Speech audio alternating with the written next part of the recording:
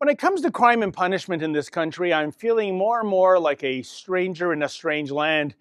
Consider two recent news items. First, Omar Khadr goes to war for Al Qaeda. He tosses a hand grenade, kills Christopher Spear, and partially blinds Lane Morris. His punishment is a check for $10.5 million plus a groveling apology from the drama teacher currently playing the role of Prime Minister. Contrast that sordid tale with what happened to security guard Anthony James Kiss. Last month, Kiss, who was off duty at the time, was driving home with his girlfriend from a concert. Near the Toronto intersection of Eglinton and Black Creek, he spots a woman apparently running for her life. The observation is based on the fact that A, the 59-year-old woman is screaming as she's running, and B, quickly gaining on her is 37-year-old Dario Humberto Romero, who is brandishing a knife.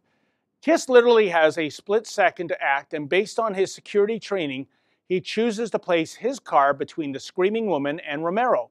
He guns it, but ends up colliding with Romero, who dies on the scene. According to a story in the Toronto Star, Kiss said, quote, "I had to make a quick decision to use my vehicle to stop him. I didn't want death. That's why I was trying to do this, do what I did to prevent death," end quote. Death is what occurred, though, and in the investigation afterwards, Kiss was charged with driving under the influence as he blew slightly over .08. It turns out he had been drinking at the concert. He was also charged with failing to remain at the scene, perhaps because he knew he might face a DWI charge. Fair enough, and Kiss shouldn't have been driving in such a state. But then the whopper came, a manslaughter charge. Even though the evidence suggests that if Kiss hadn't acted, the woman might have been slaughtered. Another astonishing element in this case was the verbal abuse Kiss received from Romero's family during his bail hearing, some of whom screamed at Kiss for, quote, "killing an innocent person," end quote.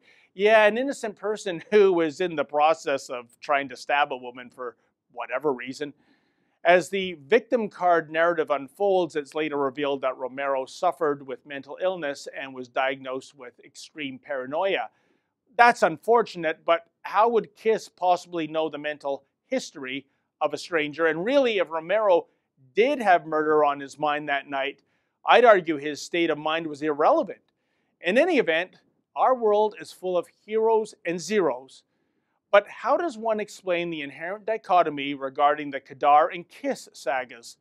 How is it that a murderous Islamist terrorist receives an 8-figure check and an apology from the federal government because his rights were allegedly violated? Meanwhile, a good Samaritan potentially faces jail time because he had the audacity to get involved to save an innocent woman. Yeah, I don't get it either. For the Rebel.media, I'm David the Menzoid Menzies. Like what you just saw? Then click subscribe below and never miss another Rebel video.